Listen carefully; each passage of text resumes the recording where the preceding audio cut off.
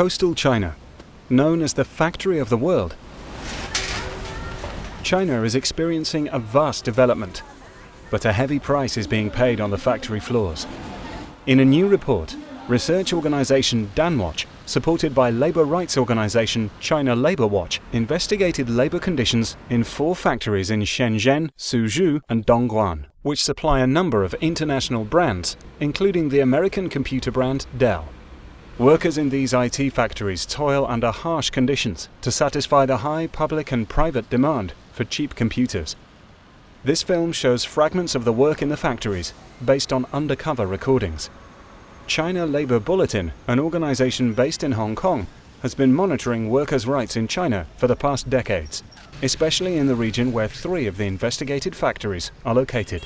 They're not treated with respect, they're not treated as human beings. The investigation had to be done secretly due to the closed nature of the electronics industry. None of the workers interviewed by DanWatch agreed to being filmed due to a fear of future repercussions.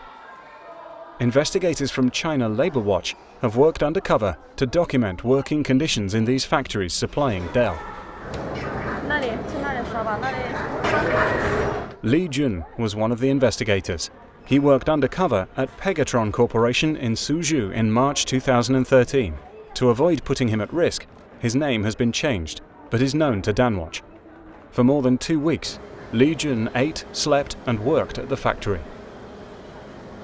The investigators managed to secretly film inside the factory, providing a rare glimpse into the everyday routines of electronics workers. 那我们前后对工厂调查的时间应该会超过两周。对，我们有发现的情况，比如说，工厂会存在大量的学生工和那个以实习名义进去工作的工人。 Most of the factory workers are young people who migrated from rural regions in search of work, but the conditions at the factories are much worse than they expected. Many young workers now get up in the morning very early, go to work and probably stay on the production line for 10, even 12 hours a day, just doing the same thing time and time again. 有相当多的岗位是在工作期间是一直需要站立作业的，那基本上如果他要工作12个小时的话，那基本上就是这12个小时是一直站着的。虽然中间有吃饭的时间，可以休息，但是时间很短，吃饭的时间就只能用于吃饭，可能没有更多的时间来休息。那边不好吗？差劲的要死，连洗澡水都没有。 热水有时候根本都不够啊，洗澡水都没有啊！是啊，人多排队嘛，然后排到最后都没有了，排到最后都没热水。我们那里还好，还有啊，就是烧开水的那个会员。The workers are living in dorms inside the factory area.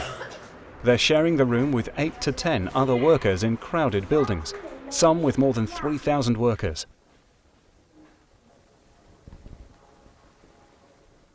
其实他们在居住条件都比较差了。比如说住的话，他们在宿舍的洗手间内，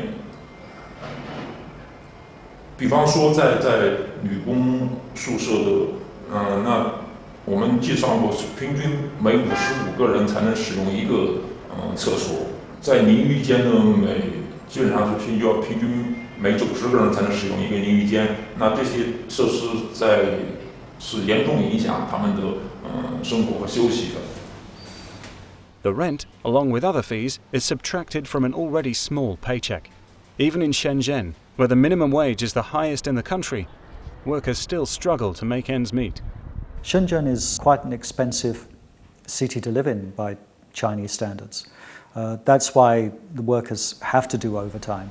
The minimum wage in Shenzhen is 1,600 yuan a month. That's certainly not a living wage. The average wage in Shenzhen is about 6,000. So there's still a huge gap between the two. In order to make a living wage, workers are forced to work excessive overtime, with up to 300 working hours a month in total. This practice grossly violates Chinese labor law, ILO conventions, and Dell's own policies. Despite these extreme working hours, the workers are still not able to make more than €368 a month. However, low wages and large workloads are not the only violations found at the factories. 那其实他们当然有很多一部分是没有满18周岁的，但是都满16周岁。那在中国的法律规定，这是属于未成年工嘛？那是应该是属于有特殊保护的，比如说他们不能安排他们从事夜班工作，不能进行加班，以及不能从事那个职业危害岗位的工作。那但是这些学生进入到工厂之后，和其他工人一样，并没有什么特殊的保护了。The workers are expected to meet extremely high quotas set by supervisors on the factory floor. They feel the pressure from their superiors just to produce their quota as quickly as possible and to do it with the highest quality as possible. So there's both demands for quality and quantity, and this really puts pressure on individual workers. 好多人呢，真是人山人海。 Computer brands such as Dell have the power to control production costs along the value chain all the way to China. However, they also have a responsibility to ensure that workers' rights are not violated. According to its own communications, Dell has so far focused on keeping products cheap and to ensure maximum profits. Labour is not a huge component in the ultimate price that the consumer pays. Nearly all of that goes to the international brand rather than the supplier company. But ultimately, it is the consumer who's going to have to pay more. And obviously, it's management's responsibility to treat those workers with dignity and respect.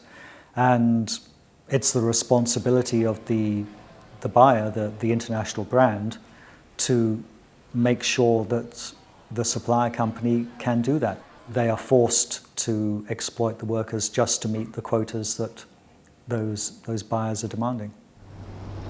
So are public procurers and private buyers ready to demand decent working conditions in electronics manufacturing?